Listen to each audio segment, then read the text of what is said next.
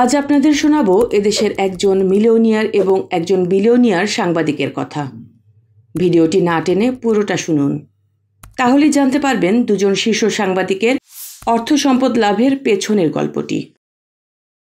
স্বচ্ছতা ও জবাবদিহিতা বজায় রাখতে সরকারি কর্মকর্তা কর্মচারীদের সম্পদের হিসাব জমা দেওয়ার তাগিদ দেয় মোহাম্মদ ইউনূস নেতৃত্বাধীন অন্তর্বর্তী সরকার। সে উদ্দেশ্যে সম্পদ বিবরণী জমা দেওয়ার জন্য সময় বেঁধে দেয় সরকার। সর্বশেষ সরকারি কর্মচারীদের সম্পদ বিবরণী দাখিলের সময়সীমা বাড়িয়ে 15 ফেব্রুয়ারি করা হয়েছে। নিজের সম্পদের বিবরণী ফেসবুকে প্রকাশ করেছেন অন্তর্বর্তী সরকারের প্রধান উপদেষ্টার প্রেস সচিব শফিকুল আলম। 16 জানুয়ারি ফেসবুকে দেয়া এক পোস্টে সেই বিবরণী প্রকাশ করেন তিনি। সেখানে তিনি লেখেন, 2000 সালের দিকে আমার বাবা ঢাকা শহরের নিম্ন মধ্যবিত্ত এলাকা ডেমরার কাছে জুরাইন এবং যাত্রাবাড়ির মধ্যবর্তী দনিয়া এলাকায় 5 তলা একটি অ্যাপার্টমেন্ট ভবন নির্মাণ করেন। সেই ভবনের একটি 1150 বর্গফুটের ফ্ল্যাট আমি উত্তরাধিকার সূত্রে পেয়েছি। 2010 সালে দনিয়া ছেড়ে চলে আসলেও এখনো সেই ফ্ল্যাট আমার মালিকানায় আছে। তিনি আরো লেখেন, 2014 সালে আমি শাহিনবাগে 1100 বর্গফুটের একটি 3 বেডরুমের ফ্ল্যাট কিনেছিলাম। ভাই এবং শ্বশুরবাড়ির লোকজন কিছু টাকা দিয়েছিলেন, আর বাকিটা আমার সঞ্চয় থেকে দিয়েছিলাম।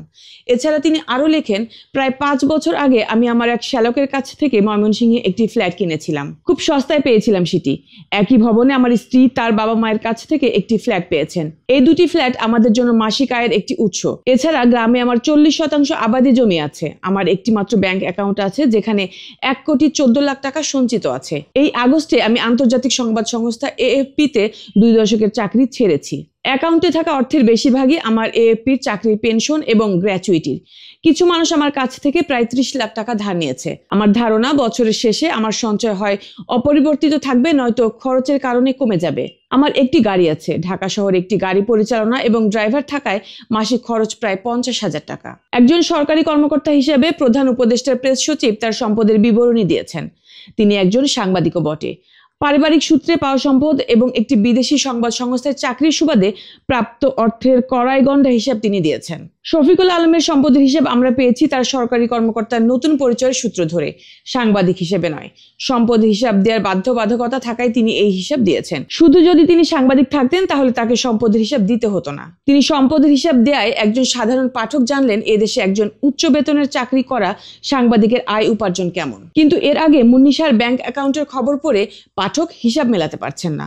মুন্নী শাহর ব্যাংক অ্যাকাউন্টের খবর ফাঁস হয় কারণ বাজারে জনতার হাতে আটক হওয়ার পর। 30 নভেম্বর 2024 জনগণ তাকে ধরার পর পুলিশ এসে উদ্ধার করে।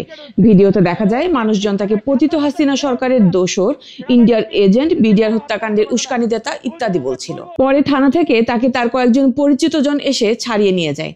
এর 2 দিন পরই মুন্নী শাহর ব্যাংক হিসাবের খবর বিভিন্ন পত্রিকায় প্রকাশিত হয়। দেখা যায় বিভিন্ন ব্যাংকে তার 134 কোটি টাকার বেশি ছিল।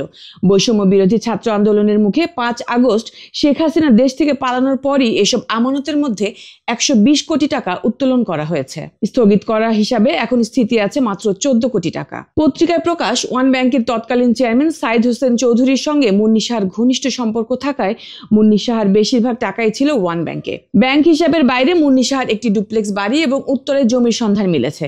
তার রাজধানীতে একাধিক ফ্ল্যাট এবং কোটি টাকার শেয়ার থাকার কথাও পত্রিকায় প্রকাশিত হয়েছে।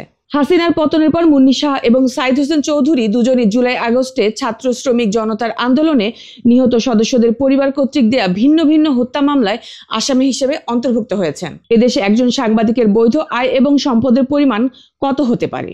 কোন সাংবাদিকের পিতা বা মাতা যদি মিলিয়নিয়ার বা বিলিয়নিয়ার হয় তবে পারিবারিক সূত্রে সেই সাংবাদিকের আর্থিক সঙ্গতি সেরকম থাকতে পারে। আর তেমনটা যদি না হয় তবে একজন সাংবাদিক তার যোগ্যতা অনুযায়ী মিলিয়নিয়ার হতে পারেন, যেমনটা হয়েছেন AFP সাবেক ব্যুরো প্রধান শফিকুল আলম। ধরে নেওয়া যাক মুন্নী শাহ বাংলাদেশের তাবৎ সম্পাদক এবং সাংবাদিকদের চেয়ে বেশি বেতনের চাকরি করতেন। সেই বেতনের টাকাটা কত হতে পারে? ধরলাম তিনি তার সর্বশেষ সংবাদ মাধ্যম ATN নিউজের বার্তা প্রধান হিসেবে 5 লাখ টাকা মাসিক বেতনে চাকরি করতেন। গত 15 বছর এই অর্থ তার ব্যাংক অ্যাকাউন্টে জমা হলে তার ব্যাংক অ্যাকাউন্টে মোট জমা হবে 9 কোটি টাকা। এর আগের 15 বছরও ধরলাম তিনি একই টাকা বেতন হিসেবে পেয়েছেন। তবে গত 30 বছরে তার ব্যাংক অ্যাকাউন্টে জমা হবে মোট 18 কোটি টাকা, কিন্তু তার বিভিন্ন অ্যাকাউন্টে পাওয়া গেছে 134 কোটি টাকা। এর বাইরে তার বাড়ি, ফ্ল্যাট, শেয়ার থাকার বিষয়গুলো তো রয়েছেই।